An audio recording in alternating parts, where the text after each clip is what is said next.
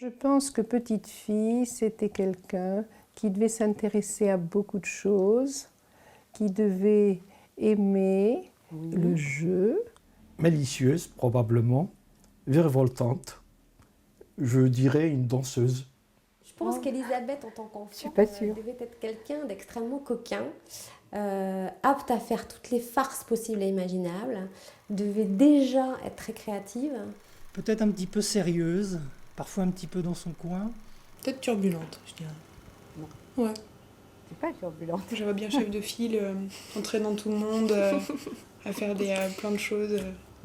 On se trompe peut-être complètement. C'est peut-être très timide. Oui, ça, je crois que c'est vrai. Il se trompe. J'aimais bien faire plein de choses, mais je n'étais pas la première.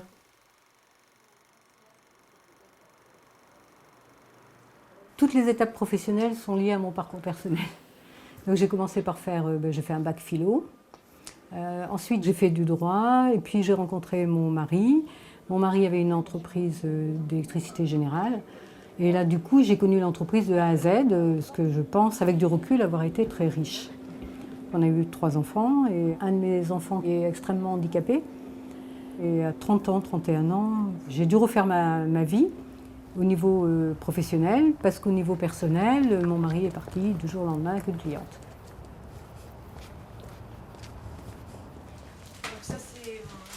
Coucou, bonjour. Ça va ?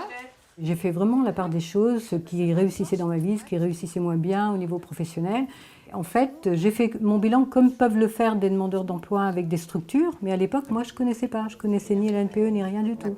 Je dois les recevoir individuellement à l'entretien. J'avais 3 enfants petits, donc ça veut dire que tous les matins, je m'étais imposée de travailler de 5 h du matin à 7 h du matin. De travailler l'après-midi, de passer 1 heure, 1 heure et demie en bibliothèque. Donc je me suis imposé ça et là, j'ai vraiment été jusqu'au bout. Et je suis arrivée comme ça sur la formation avec 2 axes de travail. La formation couture ou la formation formation, sans savoir vraiment quel contenu je pouvais mettre à l'intérieur. Et j'avais envie de transmettre ce que j'avais appris pendant toute ma vie auparavant. Ensuite, qu'as-tu découvert que tu ne connaissais pas ? Y a-t-il des outils ou des activités que tu as déjà essayé de mettre en pratique ? Et là, c'est une question qui porte plus sur ce que tu as vu. J'aime être avec d'autres personnes, j'aime échanger, j'aime chercher, j'aime construire. C'est un ensemble en fait, ce métier. Donc, j'ai besoin à la fois d'être indépendante, mais j'ai aussi besoin du travail en équipe. Oui, consistait à en fait trier les CV de tous les autres jeunes, donc comme on disait tout à l'heure, ceux qui sont en formation. Je trouve que le métier de formateur, il a les contraintes d'un cadre. On est dans la formation, dans un cadre, dans une structure. Par contre, je peux avoir mon initiative, mon autonomie, mon indépendance, ma liberté d'action. Voilà, ça fait partie de moi. Et là, je dis, j'ai fait un choix, réellement.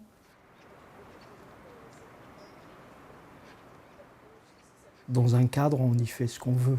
Et c'est ce qui lui a permis aussi de se faire peut-être accepter avec sa façon de fonctionner.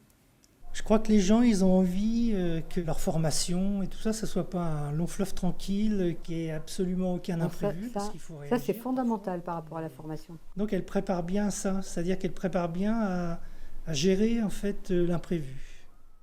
Un formateur ne peut pas être dans une tour d'ivoire et il ne peut pas être isolé du monde. Je pense qu'il faut avoir connu l'entreprise, il faut avoir vécu des choses, il faut sans doute avoir eu des moments plus difficiles, peut-être des fois la galère.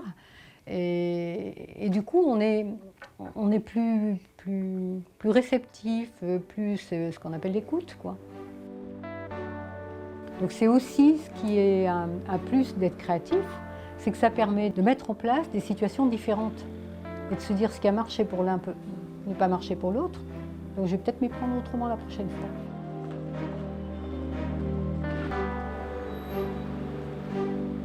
Il y a quelques stagiaires avec qui j'ai conservé une amitié. C'est-à-dire qu'au-delà de la formation, on a créé quelque chose d'autre. Je trouve ça intéressant. Bonjour. Bonjour. Je savais que je voulais faire quelque chose de manuel, mais je ne savais pas quoi. Je ne savais pas si je pourrais en vivre, surtout que je n'avais pas 20 ans, que c'était pas facile de se remettre en question. Et Elisabeth, elle a su me donner le courage d'aller frapper aux portes, de croire en moi, tout simplement, je crois. C'est quelqu'un qui a vraiment été important Parce que peut-être que si je l'avais pas rencontrée, j'aurais pas eu ce déclic d'aller jusqu'au bout, quoi. Ça m'aurait peut-être pas... Je sais pas, je trouve qu'elle a su faire passer ce message que c'était possible en tous les cas.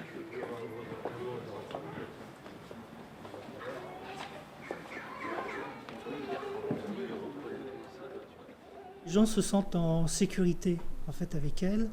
Ils savent qu'ils vont être écoutés, ils savent qu'ils vont avoir des bons conseils, ils savent que de toute façon ce qu'ils vont faire, ça va leur servir. Et même si ça ne leur permet pas directement de retrouver un emploi, ça va leur permettre d'être plus sûrs d'eux, d'être mieux dans leur peau. Chaque fois qu'un stagiaire trouve du travail, c'est une réussite. Si je sens que le stagiaire peut en retrouver sans moi, alors là, je me dis que c'est vraiment une réussite. Bonjour. Bonjour, Elisabeth de Conchat, AFPA. Je n'ai pas vraiment eu de difficultés relationnelles avec les stagiaires. J'ai su recevoir l'agressivité, mais ça, je crois que j'y suis habituée avec mon fils, donc voilà, j'ai su aussi ça. J'ai toujours essayé de travailler en parallèle la recherche emploi et l'obtention d'un titre, si titre il y a. Dire que j'ai toujours réussi, certainement pas. Est-ce que je mesure aussi tous les échecs? C'est pas sûr. Ah oui. Le plus difficile, en fait, c'est toujours cette motivation. Je suis avec un public qui a choisi cette formation, donc là, la motivation, elle n'est pas à créer, elle y est déjà. Or, quand on a des jeunes en insertion, souvent en difficulté scolaire, il n'y a pas cette motivation-là. Donc il faut bien aller la chercher.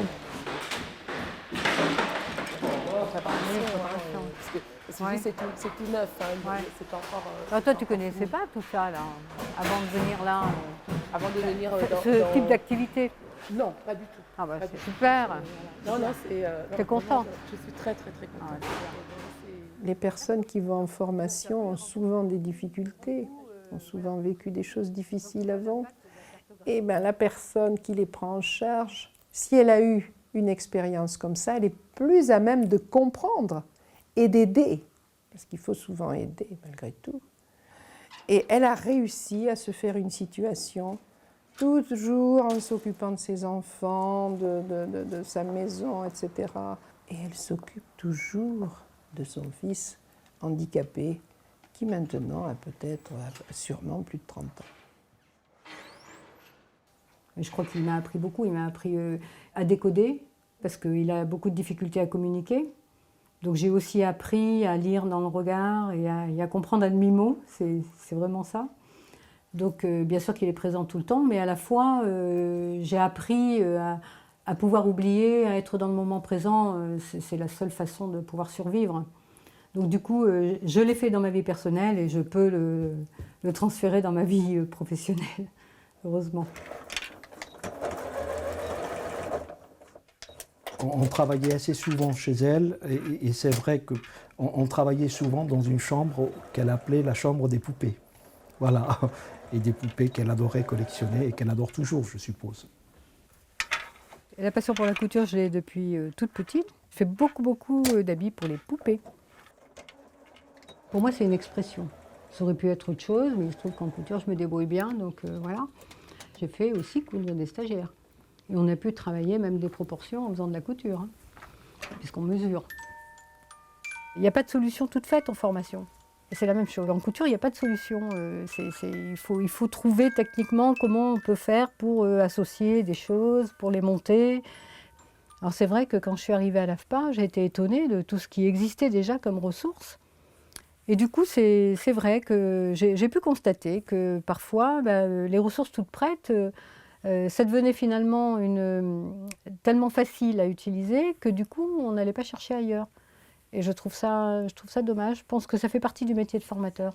D'avoir 2 expériences dans ce cas-là. C'est vrai qu'on va vers des nouveaux métiers. Et c'est un exercice qu'on peut faire aux stagiaires. Sur anticiper quels seront les nouveaux métiers, comment sera l'entreprise dans tant d'années. Et je trouve ça très intéressant, ça oblige à réfléchir. Elle est très demandeuse du professionnalisme de ses élèves. Voilà. Après, elle place, je pense aussi, une barre très très haut. Elle travaille avec beaucoup de rigueur, donc elle est aussi exigeante par rapport aux autres. Et donc peut-être cet accélérateur d'idées voudrait bien qu'on la suive aussi vite qu'elle. Donc son défaut, ça peut être aussi le fait qu'elle veuille que tout le monde avance à son rythme. Ce que je trouve vraiment difficile, c'est les fins de journée parce que j'ai beaucoup écouté. Psychologiquement, je trouve que c'est quand même un métier éprouvant. Un outil qui soit facile à utiliser pour toi. Même si ça fait un certain nombre d'années, même si je peux faire des choses identiques d'année en année, etc. C'est jamais le même groupe, c'est jamais les mêmes demandes. J'ai envie aussi de renouveler parce que sinon, moi je m'épuise. Si je renouvelle pas, si j'aborde de la même façon les choses, je vais en évincer. Mais en fait, c'est pas français. On se rend compte que des gens ont envie d'être formateurs, mais n'ont pas de contenu à transmettre. Et ça, pour nous, c'est même une difficulté pour les prendre en formation. Je pense que quand on va chercher du travail, la première des choses que va demander un organisme, c'est qu'est-ce que vous savez transmettre, qu'est-ce que vous voulez transmettre. En fait, du public. Elle nous tire vers le haut dans le sens où elle nous dit aussi non mais moi je m'inquiète pas, tu vas y arriver et vas-y, fais-le et confiance en toi. Elle ne dira jamais j'ai trouvé du travail à quelqu'un, elle dira je l'ai mis en situation de trouver du travail. Et ça c'est important. Alors, le résultat. Anne-Lise avec une mention. Ah, je suis fière de toi. Ah, c'est super. Je t'embrasse. Merci pour tout. Franchement, merci pour tout. C'est bien. Ouais. Ah, mais il n'y avait pas de raison. Hein. Il n'y avait pas de raison. Bon, j'ai eu que des félicitations. Ah, très, très content. Ça fait une bonne prestation. Je suis très contente d'être arrivée formateur par le parcours que j'ai eu. Je n'ai pas fait le choix au départ d'être formateur. Je l'ai fait à un moment donné, compte tenu de mon parcours, avec ce que j'étais.